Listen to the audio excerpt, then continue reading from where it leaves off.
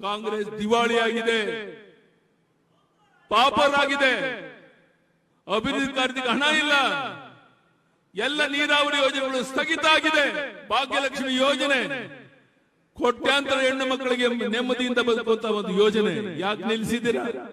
ಇಂಥ ಒಂದು ಸಂದರ್ಭದಲ್ಲಿ ನಮ್ಮ ಮುಖ್ಯಮಂತ್ರಿಗಳು ಮೈಸೂರು ಹೋಗಿ ಹೇಳಿದ್ದಾರೆ. ಏನಾಯ್ತು ಕಾಂಗ್ರೆಸ್ ಮುಖಂಡ ಕೇಳ್ತೇನೆ, ಕಿಸಾನ್ ಸನ್ಮಾನ್ ಯೋಜನೆ 6,000 ರೂಪಾಯಿ ಕೇಂದ್ರ ಕೊಟ್ಟರೆ ನಾನು ಮುಖ್ಯಮಂತ್ರಿ ಆಗಿ ನಾನು 4,000 ಕೊಡ್ತಾ ಇದ್ದೆ. ಇವತ್ತು ಸ್ವತಃ ನಮ್ಮ ಗೃಹ ಸಚಿವ ಅಮಿತ್ ಶಾ ಜಿಯವರು ನಮ್ಮೆಲ್ಲರನ್ನು ಕುರಿತು ಮಾತನಾಡೋರಿದ್ದಾರೆ. ಪ್ರಧಾನಿ ನರೇಂದ್ರ ಮೋದಿಜಿಯವರು ಮತ್ತೊಮ್ಮೆ ಬರೋರಿದ್ದಾರೆ. ನಾವೆಲ್ಲ ಒಟ್ಟಾಗಿ ಒಂದಾಗಿ ಕೆಲಸ ಮಾಡೋಣ. ನಾನು ರಾಜ್ಯದ ಉದ್ದಗಲಿಕ್ಕೆ ಪ್ರವಾಸ ಮಾಡ್ತೇನೆ ನಮ್ಮೆಲ್ಲರ ಮುಖಂಡರ ಜೊತೆಗೆ. ನೀವೆಲ್ಲೆಲ್ಲಿ ಕರೀತೀರಾ ಅಲ್ಲಿಗೆ ಬರ್ತೇನೆ. ನನಗೆ 81 ವರ್ಷ ಮುಗಿದು 82 ವರ್ಷ ಆಗಿದ್ರು ಸಹ ಮನೆ ಸೇರೋ ಪ್ರಶ್ನೆ ಇಲ್ಲ. ಬನ್ನಿ ಹೋಗೋಣ. ಈ ಕಾಂಗ್ರೆಸ್ ಸರ್ಕಾರದ ತೊಗಲಕ್ ದರ್ಬಾರನ್ನ ಜನರಿಗೆ ಮನವರಿಕೆ ಮಾಡುವಂತ ಕೆಲಸವನ್ನು ಮಾಡಿ ಅದರ ಮೂಲಕ 28ಕ್ಕೆ 28 ಲೋಕಸಭಾ ಕ್ಷೇತ್ರ ಗೆಲ್ಲಬೇಕಾಗಿದೆ. ನಾನು ಪ್ರಮುಖವಾಗಿ ಪರಿಶಿಷ್ಟ ಜಾತಿ ಪರಿಶಿಷ್ಟ ವರ್ಗದ ಮೊಹಲ್ಲಾಗಳಿಗೆ ನಾವು ಹೆಚ್ಚು ಹೋಗಬೇಕು. ಅವ್ರಿಗೆ ಆಗಿರುವಂತ ಅನ್ಯಾಯ ಕಾಂಗ್ರೆಸ್ ಸರ್ಕಾರದಿಂದ ಅವರು ಮನವರಿಕೆ ಮಾಡಬೇಕು. ಅವರಿಗೆ ಬಿಡುಗಡೆ ಆಗಬೇಕಾಗಿದ್ದ ಹಣವನ್ನ ಬೇರೆ ಕಡೆ ದುರುಪಯೋಗ ಮಾಡಿಕೊಂಡಿರೋದನ್ನ ಮನವರಿಕೆ ಮಾಡಬೇಕು. ಅಂಕಿಅಂಶಗಳನ್ನ ಹೇಳಕ್ಕೆ ಸಮಯ ಇಲ್ಲ. ಈ ರೀತಿ ರಾಜ್ಯದ ಉದ್ದಗಲಿಕ್ಕೆ ಪ್ರವಾಸ ಮಾಡಿ 28ಕ್ಕೆ 28 ಲೋಕಸಭಾ ಕ್ಷೇತ್ರವನ್ನು ಗೆಲ್ಲೋದಕ್ಕೆ ಅವಕಾಶ ಇದೆ. ಬಹುಶಃ ಇಡೀ ಪ್ರಪಂಚ ಅಚ್ಚರಿಯಿಂದ ಪ್ರಧಾನಿ ನರೇಂದ್ರ ಮೋದಿಜಿ ಕಡೆ, ನಮ್ಮ ಗೃಹ ಸಚಿವ ಅಮಿತ್ ಶಾ ಜಿ ಕಡೆ ನೋಡ್ತಾ ಇದೆ.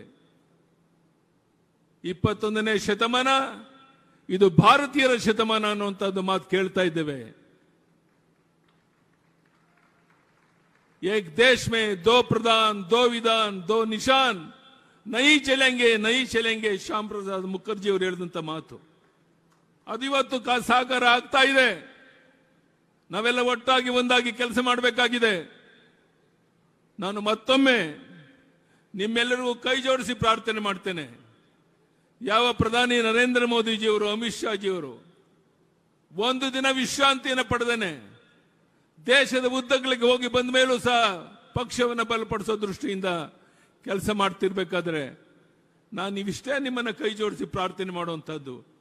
ಬರುವಂತ ಚುನಾವಣೆ ವರೆಗೆ ಯಡಿಯೂರಪ್ಪನವರೇ, ನಾವ್ಯಾರು ಮನೆ ಸೇರಲ್ಲ, ಮನೆ ಮನೆಗೆ ಹೋಗಿ ಬಿಜೆಪಿ ಅಭ್ಯರ್ಥಿ ಯಾರೇ ಇರಲಿ ಅವ್ರನ್ನ ಗೆಲ್ಸಕ್ಕೆ ಪ್ರಾಮಾಣಿಕ ಪ್ರಯತ್ನ ಮಾಡ್ತೇವೆ ಅನ್ನೋ ಭರವಸೆಯನ್ನು ನೀವು ಕೊಟ್ರೆ ಖಂಡಿತ ನಾವು 28ಕ್ಕೆ 28 ಲೋಕಸಭಾ ಕ್ಷೇತ್ರವನ್ನ ಗೆಲ್ಲಕ್ಕೆ ಸಾಧ್ಯ ಇದೆ. ಇಡೀ ಜಗತ್ತು ಈ ಬರುವಂತಹ ಲೋಕಸಭಾ ಚುನಾವಣೆ ಕಡೆ ನೋಡ್ತಾ ಇದೆ. ಇಡೀ ಜಗತ್ತು ಪ್ರಧಾನಿ ನರೇಂದ್ರ ಮೋದಿ ಕಡೆ, ಅಮಿತ್ ಶಾ ಜಿ ಕಡೆ ನೋಡ್ತಾ ಇದೆ. ಇಂಥ ಒಂದು ಸಂದರ್ಭದಲ್ಲಿ ನಾವೆಲ್ಲ ಒಂದಾಗಿ ಕರ್ನಾಟಕ ರಾಜ್ಯವನ್ನು ಮಾದರಿ ರಾಜ್ಯವನ್ನಾಗಿ ಮಾಡೋಣ.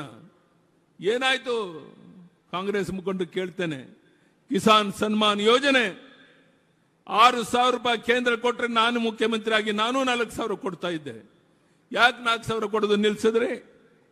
ಭಾಗ್ಯಲಕ್ಷ್ಮಿ ಯೋಜನೆ ಕೋಟ್ಯಾಂತರ ಹೆಣ್ಣು ಮಕ್ಕಳಿಗೆ ನೆಮ್ಮದಿಯಿಂದ ಬದುಕುವಂತ ಒಂದು ಯೋಜನೆ ಯಾಕೆ ನಿಲ್ಲಿಸಿದ್ದೀರಾ? ಇದ್ಯಾವುದಕ್ಕೂ ಕಾಂಗ್ರೆಸ್ನಲ್ಲಿ ಉತ್ತರ ಇಲ್ಲ. ಕಾರಣ ಕಾಂಗ್ರೆಸ್ ದಿವಾಳಿಯಾಗಿದೆ, ಪಾಪರಾಗಿದೆ, ಅಭಿವೃದ್ಧಿ ಕಾರ್ಯಕ್ಕೆ ಹಣ ಇಲ್ಲ, ಎಲ್ಲ ನೀರಾವರಿ ಯೋಜನೆಗಳು ಸ್ಥಗಿತ ಆಗಿದೆ. ಯಾವ ಕಡೆ ಸಹ 1 ಕಿಲೋಮೀಟರ್ ರಸ್ತೆ ಮಾಡುವಂತ ಯೋಗ್ಯತೆ ಈ ಸರ್ಕಾರಕ್ಕಿಲ್ಲ. ಇಂಥ ಒಂದು ಸಂದರ್ಭದಲ್ಲಿ ನಮ್ಮ ಮುಖ್ಯಮಂತ್ರಿಗಳು ಮೈಸೂರು ಹೋಗಿ ಹೇಳಿದ್ದಾರೆ, ನನ್ನ ಉಳಿಸಿ ನನಗೆ ಹೆಚ್ಚು ಓಟ್ ಕೊಡಿ ಅಂತ ಕೈ ಜೋಡಿಸಿ ಪ್ರಾರ್ಥನೆ ಮಾಡಿದ್ದಾರೆ. ಅಂದ್ರೆ ಅರ್ಥ ಆಗಿದೆ, ನನ್ನ ಕಾಲ ಮುಗೀತು, ಬಿಜೆಪಿ ಅವರು ಬಂದು ಕುರ್ಚಿಯಲ್ಲಿ ಕುಂತ್ಕೊಳ್ತಾರೆ ಅನ್ನೋದು ಅವ್ರಿಗೂ ಅನುಭವ ಆಗಿ ಈ ಮಾತನ್ನು ಆಡ್ತಾ ಇದ್ದಾರೆ ಅನ್ನೋದು ನಿಮಗೆಲ್ಲ ಗೊತ್ತಿರುವಂತ ಸಂಗತಿ. ಇಂಥ ಸಂದರ್ಭದಲ್ಲಿ ಮತ್ತೊಮ್ಮೆ ನಿಮ್ಮಲ್ಲಿ ಕೈ ಜೋಡಿಸಿ ಪ್ರಾರ್ಥನೆ ಮಾಡ್ತೇನೆ, ದಯಮಾಡಿ ಒಂದು ದಿನ ನೀವು ವಿಶ್ರಮಿಸ್ತೇನೆ. ಯಡಿಯೂರಪ್ಪನವರೇ, ಈ ಚುನಾವಣೆ ಮುಗಿಯೋವರೆಗೆ ನಾವು ನಮ್ಮ ಹೆಂಡತಿ ಮಕ್ಕಳು ಎಲ್ಲರೂ ಸಹ ಮನೆ ಮನೆಗೆ ಹೋಗ್ತೇವೆ, ಭಾರತೀಯ ಜನತಾ ಪಾರ್ಟಿಯ ವಿಚಾರಗಳನ್ನು ತಿಳಿಸ್ತೇವೆ. ಬರುವಂತ ಚುನಾವಣೆಯಲ್ಲಿ ಕಮಲದ ಹೂವಿನ ಗುರುತಿಗೆ ತಮ್ಮ ಅಮೂಲ್ಯವಾದ ಮತವನ್ನು ಕೊಟ್ಟು ನಮ್ಮ ಅಭ್ಯರ್ಥಿನ ಗೆಲ್ಲಿಸ್ತೇವೆ ಅನ್ನೋ ಕೆಲಸವನ್ನು ನೀವು ಮಾಡಿದ್ರೆ ನನಗನ್ಸುತ್ತೆ ಅಮಿತ್ ಶಾ ಜಿಯವರು ಅಲ್ಲಿಂದ ಇಲ್ಲಿಗೆ ಬಂದದಕ್ಕೆ ಸಾರ್ಥಕ ಆಗುತ್ತೆ. ಆ ಕೆಲಸವನ್ನು ನೀವೆಲ್ಲ ಸೇರಿ ಮಾಡಬೇಕು ಅಂತ ಕೈ ಜೋಡಿಸಿ ಪ್ರಾರ್ಥನೆ ಮಾಡಿ ಮತ್ತೊಮ್ಮೆ ತಮ್ಮೆಲ್ಲರಿಗೂ ವಂದನೆ, ಅಭಿನಂದನೆಯನ್ನು ಸಲ್ಲಿಸಿ ನನ್ನ ಮಾತನ್ನು ಮುಗಿಸ್ತೇನೆ. ಬಲೋ ಭಾರತ್ ಮಾತಾ ಕಿ. ಪ್ರಧಾನಿ ನರೇಂದ್ರ ಮೋದಿಜಿಯವರಿಗೆ, ಗೃಹ ಸಚಿವ ಅಮಿತ್ ಶಾ ಜಿಯವರಿಗೆ ಭಾರತ್ ಮಾತಾ ಕಿ. ಹೆಚ್ಚಿನ ವಿಡಿಯೋಗಳಿಗೆ ಪ್ರತಿಧ್ವನಿ ಯೂಟ್ಯೂಬ್ ಚಾನೆಲ್ ಸಬ್ಸ್ಕ್ರೈಬ್ ಮಾಡಿ, ಬೆಲ್ ಐಕಾನ್ ಕ್ಲಿಕ್ ಮಾಡಿ.